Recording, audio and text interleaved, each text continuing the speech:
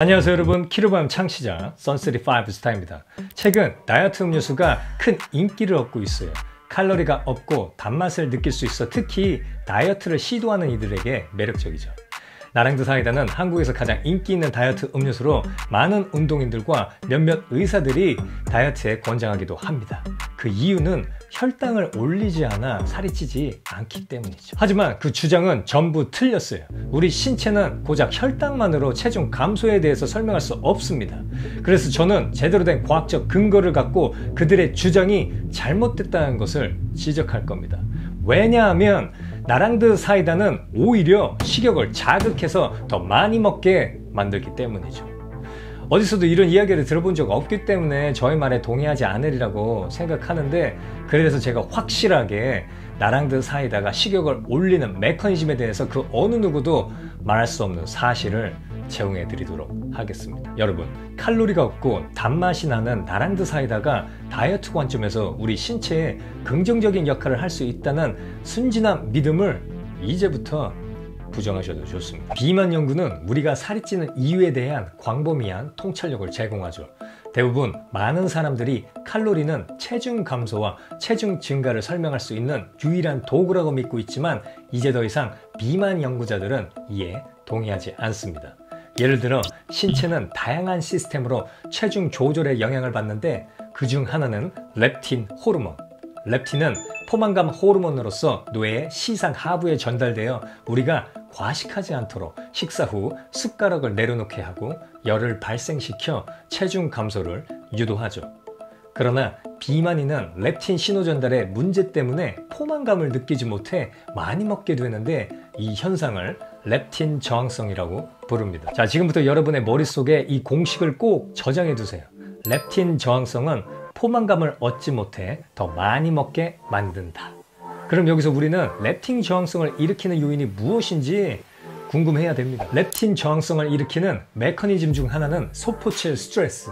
소포체 스트레스는 비만, 당뇨, 심장질환 등 다양한 질병 발병에 기여하는 것으로 그 증거가 계속해서 축적되고 있죠. 예를 들어 소포체 스트레스는 대조군에 비해 당뇨병 환자에게서 인슐린을 분비하는 췌장 베타세포의 부피를 감소시키고 소포체의 크기를 2배 증가시켰습니다. 렙틴 저항성과 소포체 스트레스의 관계에 대해서 가볍게 설명해 드리도록 할게요. 렙틴을 받아들일 수 있는 렙틴 수용체가 있는데, 이것이 자물쇠라면 렙틴은 열쇠라고 생각하시면 돼요. 그런데 소포체 스트레스 때문에 자물쇠가 고장나 버렸어.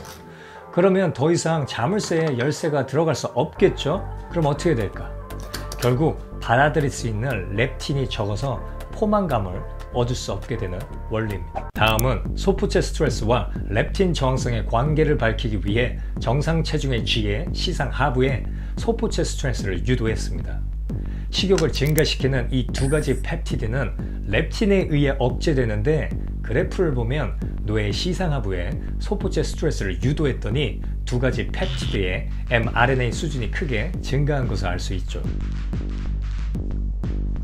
렙틴 저항성은 포만감을 얻지 못해 더 많이 먹게 만든다라는 공식 기억하시죠? 다시 그래프로 돌아가서 연구자들이 음식 섭취량에 변화가 있는지 조사했는데, 대조군에 비해 소포체 스트레스를 유도한 쥐에게서 음식 섭취가 크게 증가한 것을 알 수 있습니다. 자, 그래서 이게 나랑드 사이다랑 뭔 상관이냐. 우선 여러분은 여기까지 잘 쫓아왔어요. 근데 이런 거 몰라도 돼요. 왜냐하면 앞으로 아주 중요한 이야기를 할 거거든.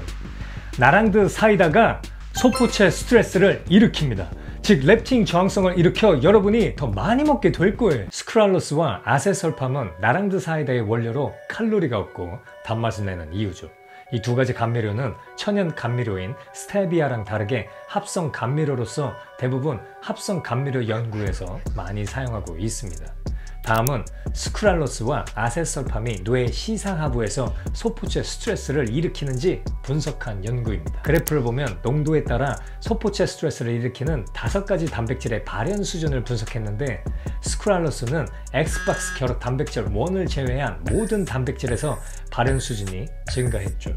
여기서 눈에 띄는 5번째 단백질이 뭘 의미하는지 알아둘 필요가 있어요. 첩은 세포 사멸에 관여하는데 만약 과도한 세포 산혈이 일어나면 신경퇴행성 질환, 당뇨병, 죽상동맥경화증, 신장질환에 기여하게 됩니다. 소포체 스트레스가 인슐린을 분비하는 췌장 베타세포의 부피를 감소시킨다는 증거 기억하시죠? 바로 그 이유입니다. 그리고 활성산소종을 엄청 증가시키는데 비만인들에게서 활성산소종이 높다는 것은 상식이죠. 아세설팜도 소포체 스트레스를 일으키는 두 가지 단백질에서 유의하게 증가한 것을 알 수 있습니다. 자, 지금까지 내용을 정리하면 나랑드 사이다의 합성 감미료가 소포체 스트레스, 렙틴 저항성을 일으켜 영영 숟가락을 내려놓지 못하도록 만든다.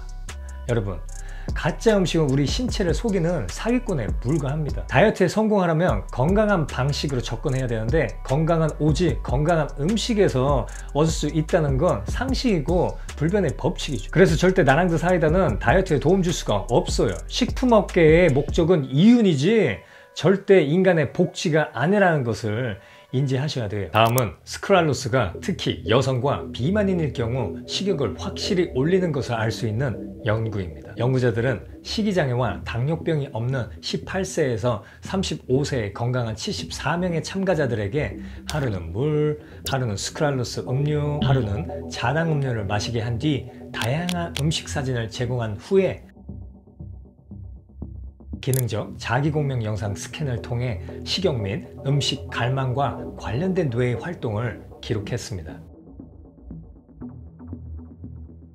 안화 전두엽 피질은 음식의 가치를 예측하고 의사결정과 행동에 관련된 영역으로 특히 음식을 갈망할 때 활성화를 띱니다. 그래프는 스크랄로스 음료를 섭취하면 자당 음료를 마시는 것보다 여성이 고칼로리 음식과 단 음식에 더 큰 반응을 보였고 비만인은 칼로리가 높고 짠 음식에 더 큰 반응을 보였죠. 놀라운 건 각 실험 세션이 끝날 때마다 뷔페를 제공했는데 물과 자당 음료를 마실 때보다 스크랄로스 음료를 마실 경우 더 많은 음식을 먹었습니다.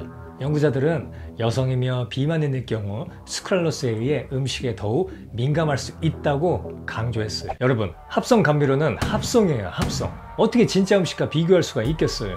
진짜 음식에는 건강과 다이어트에 중요한 정보가 담겨 있기 때문에 필수예요. 합성 땅에는 그런 정보가 없어요.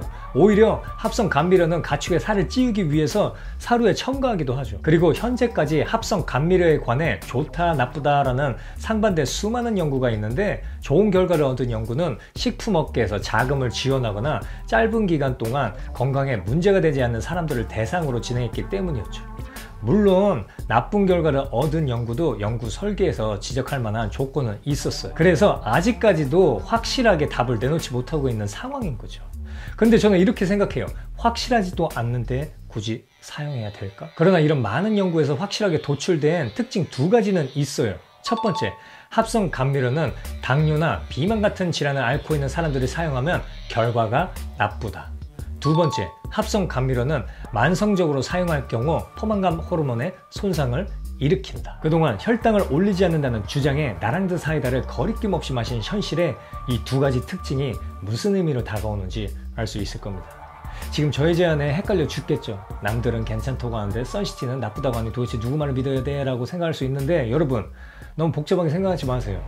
연구 논문을 갖고 직접 몸에 적용함으로써 좋은 결과를 얻고 거기서 끝이 아니라 그 좋은 결과를 지속적으로 가져가면 몸 안에서 새로운 신호들이 나타나게 되어 있어요. 그러면 왜 이런 신호가 오지? 라는 의문을 시작으로 계속해서 새로운 증거와 단서들을 찾으려고 애쓰게 됩니다. 이런 식으로 폭넓은 관점을 갖고 인간 생물학을 바라보는 사람과 몸에 적용할 줄도 모르고 고작 논문 몇 편 소개하면서 다이어트가 이렇다 저렇다 하는 사람들의 수준에서는 엄청난 격차가 있어요. 그렇다고 나랑드 사이다가 독이라고 말하는 건 아니에요. 가끔 사용하면 문제되지 않습니다.